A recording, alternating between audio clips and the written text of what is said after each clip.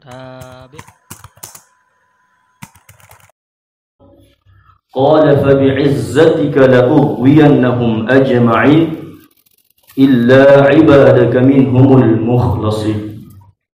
صدق الله العظيم وبلغ رسوله النبي الكريم ونحن على ذلك من الشاهدين والشاكرين والحمد لله رب العالمين. Kesempatan ini kesyukuran dan tahmid adalah hal yang harus kita panjatkan kepada Allah atas segala karunia, pemberian, nikmat yang telah Allah berikan kepada kita. Karena demi Allah, kenikmatan apapun yang telah kita dapatkan, kenikmatan apapun yang telah kita gunakan, tidak ada satu kenikmatan yang akan lolos dari pertanyaan Allah Subhanahu wa taala. Maka hakikat orang yang mendapatkan kenikmatan harus banyak-banyak bersedih, harus banyak-banyak mentadabburi atas kenikmatan itu. Karena mau tidak mau, Allah akan mempertanyakan kenikmatan yang selama ini kita pergunakan. Jika kita sudah berusia puluhan tahun, kita sudah berusia 60 tahun, kita harus banyak merenung. Sebanyak 60 tahun yang lalu, amal soleh apa yang sudah saya lakukan? Apakah ibadah yang saya sudah persembahkan bertahun-tahun ini kepada Allah, apakah Allah terima atau tidak? Maka mumpung usia masih di dalam tubuh kita ini, masih ada kesempatan untuk memperbaiki segala kesalahan kita, memperbaiki amal soleh untuk menyongsong hari sesungguhnya, yaitu yaumul akhir. Jamaah kehidupan ini, cobaan, ujian silih berganti menghampiri kita. Ada saudara kita yang baru saja kena musibah, mungkin dia terkena penipuan, mungkin telah diambil sebagian hartanya oleh Allah Subhanahu wa taala dan lain-lain. Tetapi yakinlah, jika kita segera kembali kepada Allah, mendekatkan diri kepada Allah, maka kedekatan kita kepada Rabb itu adalah sebaik-baik kenikmatan daripada kenikmatan yang telah diambil oleh Allah. Dan inilah yang dikatakan atau yang dipesankan oleh Syekh Mutawalli Asy-Sya'rawi, adalah seorang ulama besar Mesir saat itu, bahwa ketika engkau diberikan cobaan, maka wajar saja kalau engkau bersedih. Tetapi kalau engkau segera cepat-cepat kembali kepada Allah, mendekatkan diri kepada Allah, dengan kedekatanmu itu adalah kenikmatan yang hakiki. Maka merugilah orang yang masih menganggap kenikmatan yang sesungguhnya adalah harta. Sangat merugilah manusia yang masih menuhankan pangkat dan jabatannya. Tetapi nikmat yang hakiki adalah kenikmatan, keimanan, kedekatan kita kepada Allah Subhanahu wa taala. Semoga hari demi hari kita lalui dengan memperbanyak kedekatan kita kepada Allah. Berbicara tentang ikhlas adalah hal yang abstrak. Ikhlas wilayahnya adalah milik Allah dan milik si pelaku kegiatan itu atau pelaksana amal soleh itu. Jadi kita sebagai kaum muslimin atau saudara-saudara yang lain, kita tidak punya hak, kita tidak punya wilayah untuk menjudge, memvonis saudara kita melakukan amal soleh itu. Apakah yang dilakukan itu berdasarkan ikhlas atau tidak? Tetapi yang harus kita lakukan adalah berprasangka baik.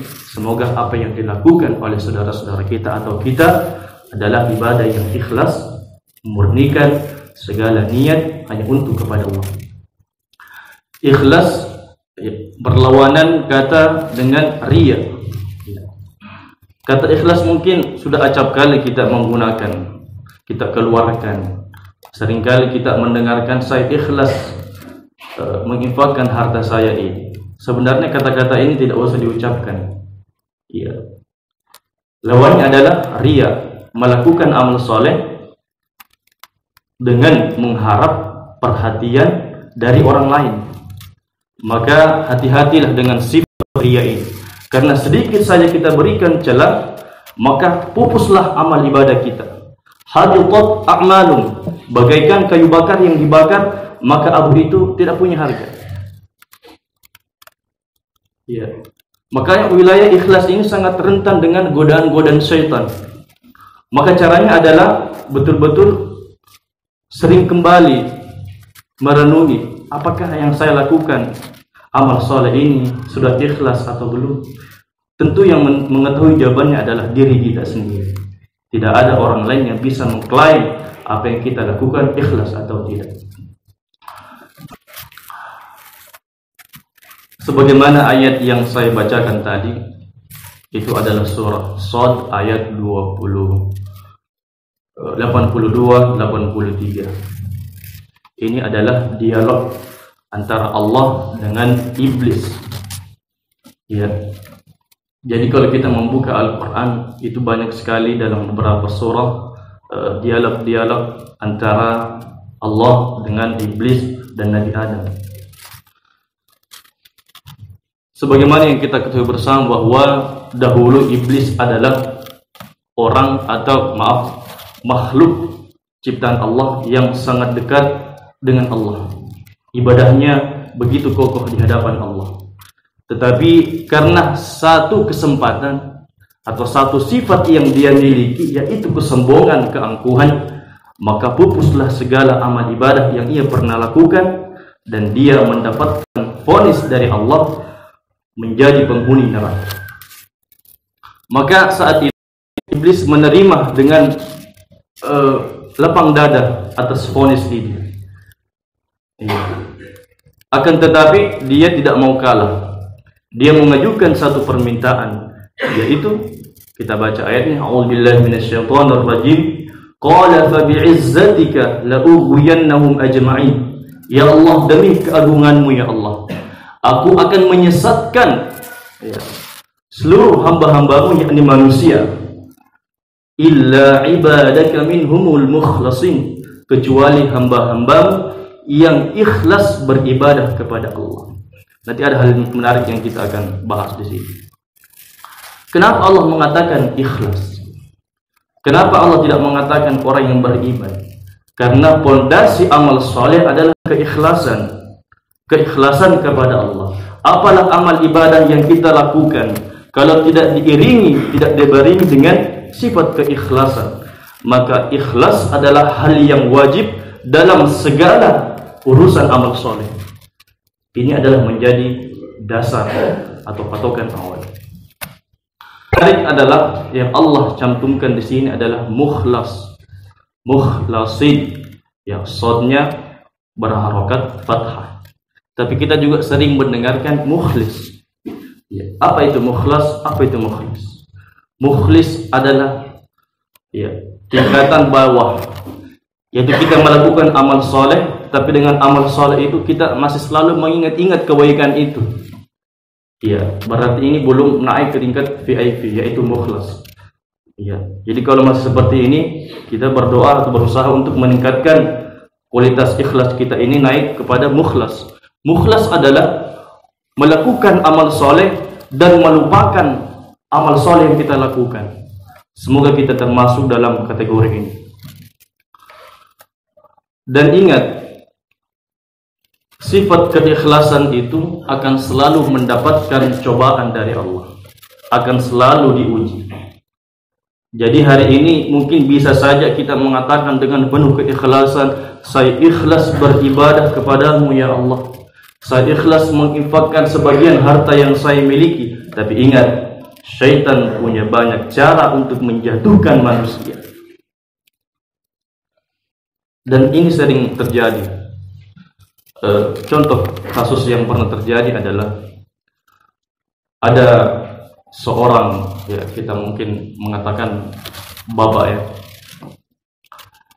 sudah bertahun-tahun orang tua ini membiayai hidup anak ini hingga akhirnya dia tumbuh dewasa, menjadilah ia seorang direktur dan lain sebagainya. Karena merasa paling berjasa, hingga suatu ketika dia diberikan cobaan oleh Allah, dan disitulah dia terkalahkan oleh syaitan. Apa yang terjadi? Dia ingin memasuki ruangan anak yang ia telah besarkan itu. Tapi di depan pintu dia bertemu dengan mungkin security lah, penjaga. Mohon maaf Bapak, apa ya Bapak yang bisa saya bantu? Kamu siapa? Saya tidak butuh kamu, saya butuh orang yang di dalam. Tolong suruh keluar sekarang, saya ada perlu. Mohon maaf Pak, tadi bos memesan untuk tidak menerima tamu sampai waktu ini.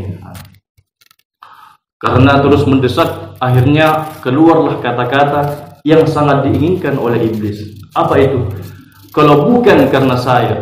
Itu bukan, kalau kata-kata kalau bukan itu hati-hati. Kalau bukan karena saya, bosmu itu tidak jadi orang. Ya. Ini karena jasa-jasa saya menyekolahkan dia, saya membiayai hidup dia. Suruh keluar sekarang. Seringkali juga mungkin terjadi. Kalau bukan karena saya, masjid itu tidak akan berdiri. Ini hati-hati. Ini semua bisikan syaitan. Ya, karena memang tugas syaitan ingin menjatuhkan manusia, ingin mengajak sebanyak-banyak umat manusia untuk menemaninya masuk ke dalam neraka. Maka ingat sekali lagi, usikum wa iyya binafsi, bahwa sifat keikhlasan akan selalu mendapatkan cobaan dari Allah. Maka kita berdoa semoga apa yang amal ibadah, amal soleh yang kita lakukan ini bisa akan berjalan stabil keikhlasannya, tidak akan mendapatkan banyak cobaan dari Allah. Karena kalau sudah mendapatkan kasus seperti ini, maka hati-hati. Justru keimananlah yang harus kita kuatkan. Ada satu hadis dalam Sahih Muslim dijelaskan bahwa ada 3 golongan di yaumil akhir nanti. Mereka yang tadinya sudah ditetapkan syurga baginya, tetapi kemudian dihalang oleh Allah untuk masuki syurga. Orang yang pertama adalah orang yang menamakan dirinya sebagai mujahid, tapi Allah berkata kepadanya, kamu bohong, kamu dusta, engkau bukan adalah seorang mujahid. Engkau mati syahid karena engkau ingin dikatakan sebagai mujahid. Maka pergilah kepada manusia yang engkau harapkan pujian itu. Kemudian orang yang kedua adalah orang yang diberikan anugerah Al-Quran. Dikatakan kepadanya, atau orang itu berkata, ya Allah, aku adalah seorang hamba-Mu yang senantiasa membaca ayat suci Al-Quran siang dan malam. Tapi Allah berkata, engkau telah dusta, engkau bohong, engkau membaca Al-Quran bukan karena aku, karena engkau mengharapkan pujian dari manusia. Maka segeralah engkau kembali atau mencari orang yang engkau harapkan pujiannya. Kemudian orang yang ketiga adalah orang yang mengaku, ya Allah, dahulu saya di dunia orang yang paling rajin bersedekah, berinfak di jalan-Mu. Kemudian Allah juga mengatakan, engkau dusta, engkau bohong, engkau bersedekah bukan karena aku, tapi karena engkau ingin dilihat oleh orang lain. Semoga dengan segala amal soleh yang dahulu kita lakukan atau yang akan kita lakukan, Allah senantiasa menjaga kemurnian niat kita ini. Jangan sampai kita berikan wilayah sedikit pun kepada iblis untuk menggoda sehingga menjadi hancurlah amal soleh yang pernah kita lakukan. Asyhadu an la ilaha illallah, nastaghfirullah, nas'aluka al-jannata wa na'udzu bika minan nar. Asyhadu an la ilaha illallah, nastaghfirullah, nas'aluka al-jannata wa na'udzu bika minan nar. Asyhadu an la ilaha illallah, nastaghfirullah, نسألك الجنة ونعوذ بك من النار.